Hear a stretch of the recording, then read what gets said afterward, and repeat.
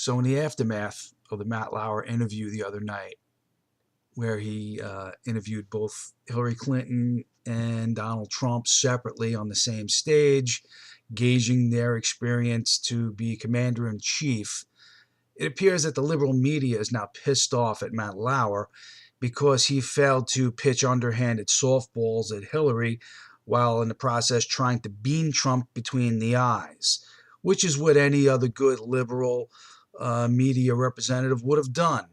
Apparently, Matt Lauer actually did his job. He asked her some tough questions. He threw some hard balls at her, which nobody else in the media has been willing to do lately. They're all trying to coddle her and handle her like a velvet egg and make sure that she doesn't get broken on her way to the White House while they try to sabotage Trump any way that they can.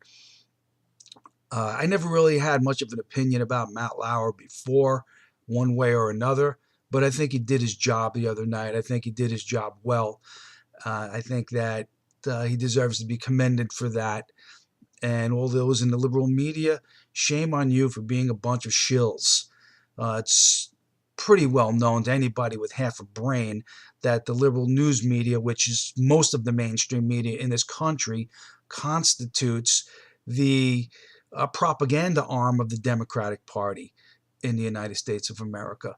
They are the largest political action committee in existence. They do more to help the Democrats than any other fundraiser or any other political action committee could ever possibly do.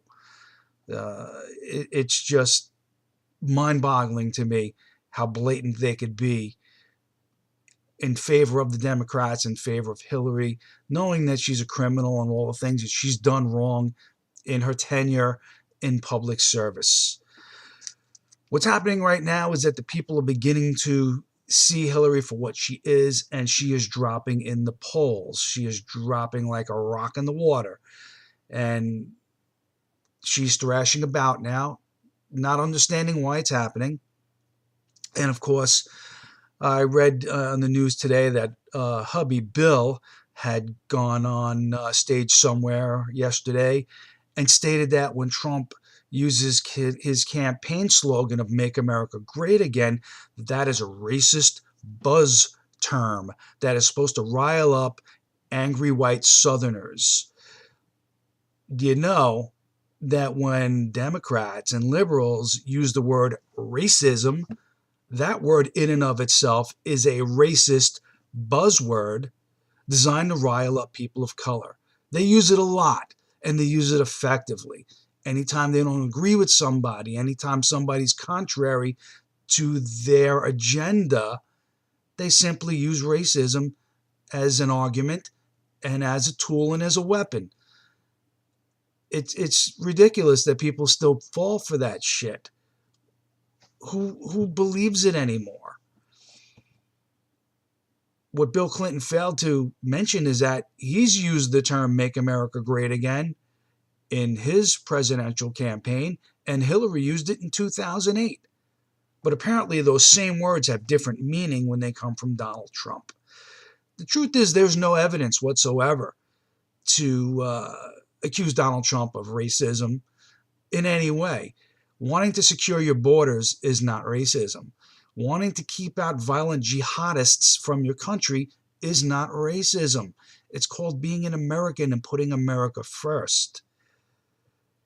It's funny how Democrats, they use racism as an argument an awful lot, and they get away with it all the time. Nobody ever calls them out on it, and you don't require any proof. That's really the crazy thing about racism accusations is they don't require a shred of proof. You just have to simply look at some white dude and say he's a racist, and people will believe it. It's time to move on from that kind of crap. There's no future in it. It's bullshit. We have a president now who's presided over the ugliest spasm of racial tension in our country since the 1960s, considering he was supposed to be the great uniter and the unifier. He was supposed to present to us an administration that was transparent, and it's the most opaque administration that we've seen since Richard Nixon. There's just so much going on behind closed doors. It's just mind-boggling to even think about. Hillary Clinton stated in a press conference the day after the interview with Matt Lauer that Donald Trump's interview was an indication of his inability, his ineptitude to be commander-in-chief because he trashed American generals.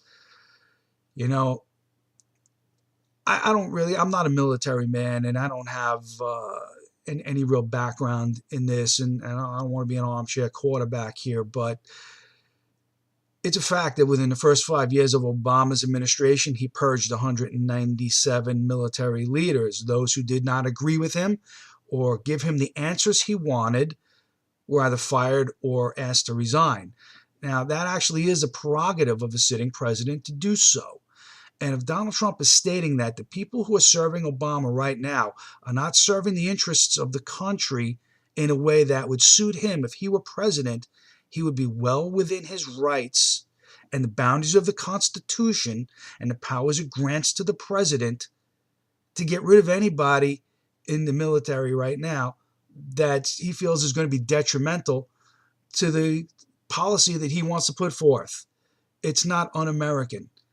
It is not ugly trashing of American generals. Just look at the news every day.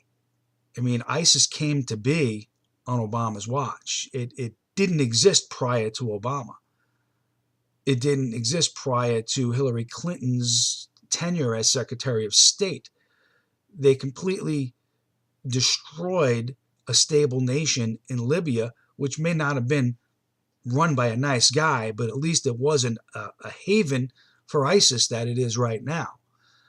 This happened on their watch, and they seem to have no plan whatsoever for how to defeat them. They seem to want to contain them or to just go tit for tat and send a couple of planes over to drop a couple of bombs, making sure they don't hit anything.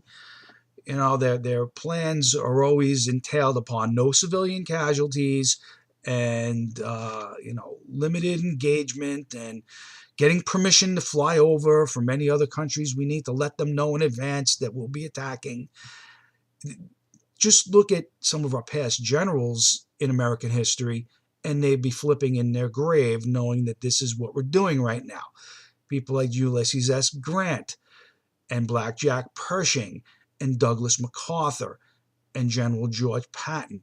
These were all great men, great generals who not only won their wars, but crushed their enemies and removed from them their ability to wage war any further. And this is something we don't see anymore, and it's something that we're not going to see in a Hillary Clinton presidency. I do believe that if Trump is elected president, he's going to make good use of the military brain power that still exists in this country and come up with a viable plan to crush ISIS with a minimal amount of American boots on the ground. When Hillary states publicly there will be no boots on the ground, she is broadcasting to our enemies she doesn't have the stomach to face them. And I'm sorry, but these are enemies who perceive that as cowardice, and that empowers them.